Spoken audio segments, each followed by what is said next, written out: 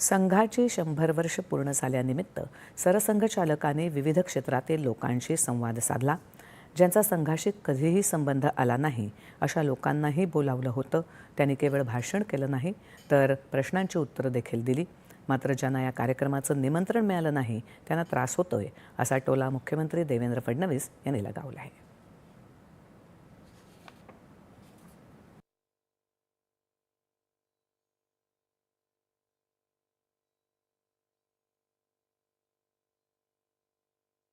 ज्या लोकांना निमंत्रण मिळालं नाही त्यांना वाईट वाटतंय आणि म्हणून ज्यांना निमंत्रण मिळालं त्यांच्यावर ते टीका करताय।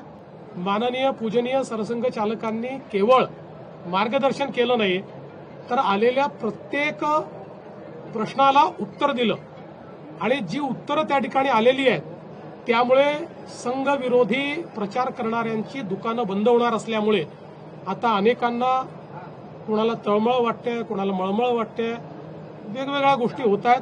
त्यामुळे अनेक लोक बोलून राहिलेले आहेत।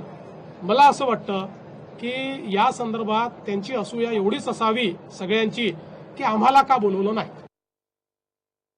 राष्ट्रीय स्वयंसेवक संघाच्या शताब्दीनिमित्त मुंबईतील कार्यक्रमाला अभिनेता सलमान खान उपस्थित राहिल्याबद्दल विरोधक करत असलेल्या टीकेवर उपमुख्यमंत्री एकनाथ शिंदे यांनी प्रतिक्रिया दिली आहे। सलमान खान हा भारताचा नागरिक आहे असं सांगत त्यांनी संघाच्या कार्यक्रमाला उपस्थित राहण्यावर हरकत घेण्याचं किंवा टीका करण्याचं कारण नाही असं ते म्हणाले। यावर राजकारण केलं जाऊ नये असं शिंदे यांनी सांगितलं।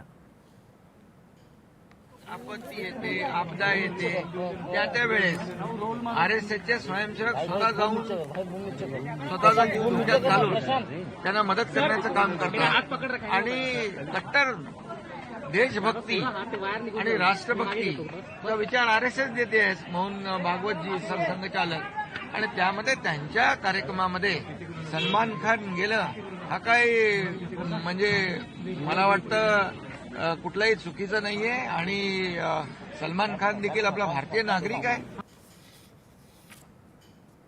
भारतीय संविधानातील 10व्या सूचीतील पक्षांना